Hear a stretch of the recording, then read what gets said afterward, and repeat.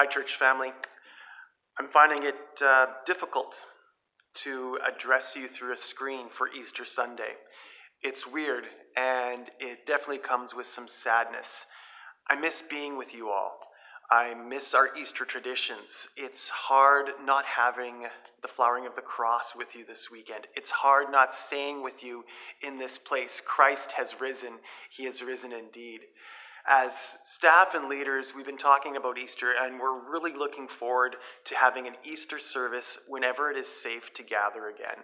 As far as we're concerned, there will be 2 Easters this year, April 12th and whenever that first Sunday all back together is. I get so excited when I think about that because Easter is bigger than one day of the year. It's our daily hope. The resurrection has implications for every day. And this idea of coming together out of isolation into something new on the other side just feels right and really jives with the Easter themes of new life and renewal. And so it just makes sense for us to have a full-on Easter service sometime this year, even if it doesn't land on the correct day in the calendar. So I hope that gives you some encouragement and gives you something to anticipate. When I started thinking about Easter a few weeks ago, I was immediately drawn to this passage in Luke chapter 24, verses 13 to 34. In this snapshot, there is something about the disciples' experience that captured for me some of the difficulties I was feeling about Easter. I found myself connecting and relating to the disciples who were so understandably caught up in their own stuff that they struggled to perceive what God was doing. The strangeness of that first Easter kind of lines up with the strangeness that we're experiencing this year. Things have not gone the way that we thought they would. Much like us today, those early disciples had the facts of Easter, but they also had all these competing emotions and experiences that they were trying to sort through. That first Easter was saturated with hostility, fear, and grief. The hope of Easter was totally beyond their comprehension. It couldn't even register as a possibility because it didn't fit with what was going on as far as they understood it. This story in Luke chapter 24 begins on that first Easter Sunday morning. Easter had happened. The resurrection had already happened, but they weren't feeling it. No one was. The reality of the resurrection hadn't set in yet. Despite some very startling proofs like the rock that was securing the tomb, it was rolled away. The proof that Jesus' body was missing. An angel appears to say that Jesus was no longer dead. Despite these brazen facts, no one in that group of believers was filled with any sort of warm fuzzies or joy that morning, and certainly nobody was celebrating yet. Instead, this band of Jesus followers was confused, afraid, dejected, and dealing with loss. They felt abandoned, helpless, and in the dark. They were coming to grips with the fact that they were denied what they were looking forward to. Their hopes and their expectations were crushed. And right now, this Easter weekend, I can resonate with that. Our world, what we've come to expect and look forward to, the pleasant emotions and rhythms that we typically associate with Easter time, all of that is disrupted and disjointed right now. We're feeling a little disorientated on the very day that orientates our entire faith. So back to the story. 2 of these followers part from the group. They are leaving Jerusalem and they're heading home. And along the way, a stranger joins their company. This stranger is none other than Jesus himself, but the 2 followers are kept from recognizing him. Why did God block them from recognizing Jesus? I don't know if I have a good answer for that, but this is what comes to my mind. There are things that we can learn in the shadows of life that we cannot learn in the light. There are things that we can learn in the shadows of life that we cannot learn in the light. I think of people who are blind, and because they have had to develop this dependency on their other senses, they have this incredible ability to discern life and their surroundings. They are able to pick up on details and insights that most of us are blind to. In some ways, they perceive and understand more because of their blindness. There's a saying that goes something like this: don't doubt in darkness what you believed in the light. There's a lot of truth in that. And I'd like to add something to it by flipping it around a little and saying, don't forget in the light what God reveals to you in the dark. Don't forget in the light what God reveals to you in the dark. Sometimes our most life-changing and profound experiences with God are in the dark.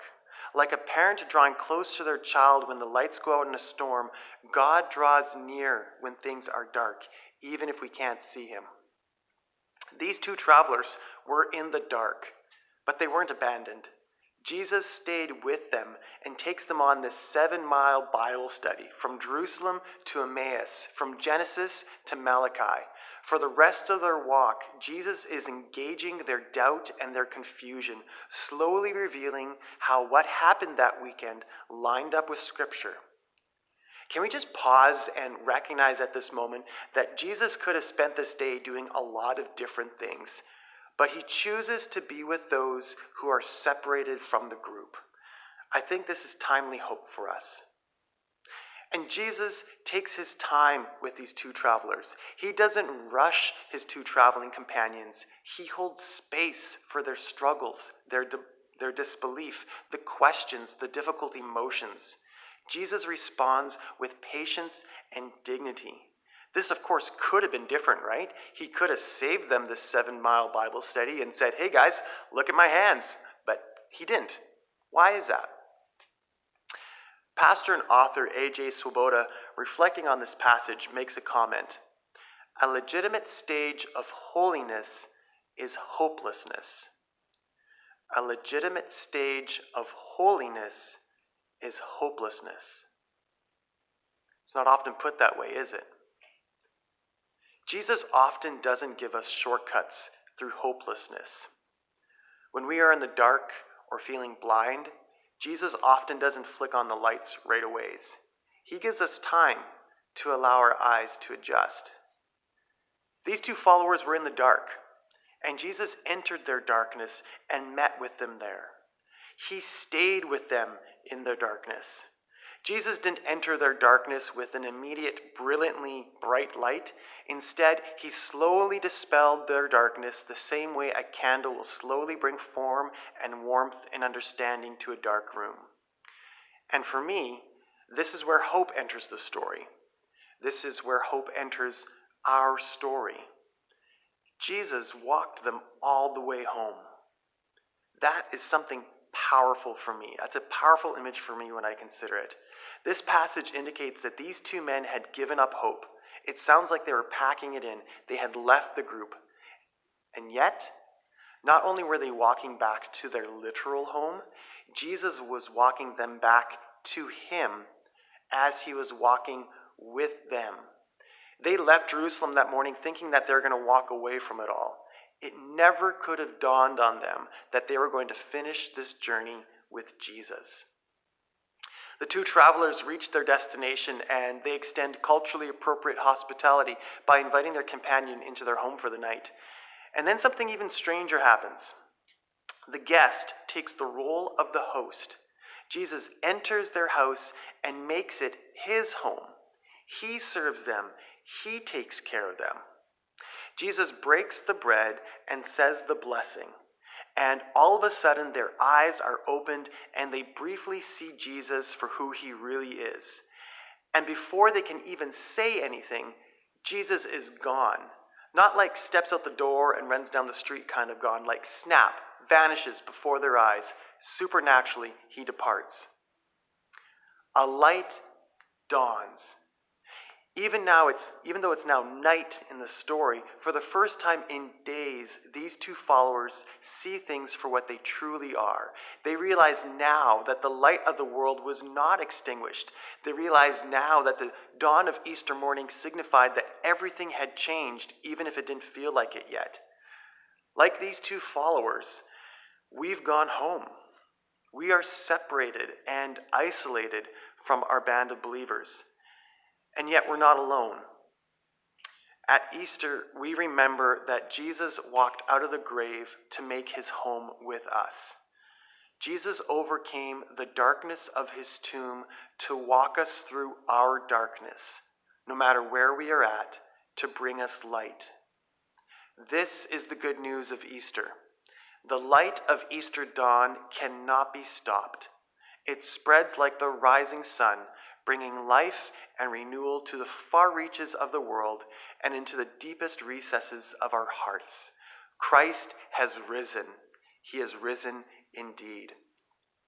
I want to end this by giving our church family a chance to respond. I started this video by talking about things that I've been really missing right now. Well, sharing time is a big part of who we are at Level Ground, and I've been missing it over these last few weeks. Maybe you have too. So we're making next Sunday a Sharing Sunday. Our church family is invited to respond to this question. In light of the Easter season, how are you seeing renewal, new life, or light breaking into your world? In light of the Easter season, how are you seeing renewal, new life, or light breaking into your world? How is Jesus showing up in your home? How is Jesus showing up in your life? What light bulb moments have you been having about God? Our church family is invited to respond to that question in a couple of ways. Over the course of the next few days, you can write up a short reflection on how you're seeing renewal, new life, or light breaking in, and you can send it to me. We will take all these written submissions and put it together as one package of encouragement for everyone to receive and read next Sunday. Or if you prefer, instead of writing a reflection, you can submit a video testimony, because it would be lovely to see all your faces. Again, if you want to contribute a video, you can make it 30, 40 seconds long and share a short reflection of how you're seeing renewal, new life, light breaking into your life right now. All these videos that are submitted will be edited together and will be made available for viewing next Sunday morning. It won't be exactly like our usual sharing time, but it's going to be close, and I look forward to hearing and seeing from so many of you. I want to close with these words of prayerful and hopeful words of blessing. May the light of the world, who rose with Easter dawn, shine brightly through darkness today. May our homes be lit with his presence, beacons of hope in our broken and frightened world. May our hearts be warmed, and may our eyes be bright. May we daily see the wonder of new life, even as so much is coming undone. Christ has risen. He has risen indeed. Blessings, church family.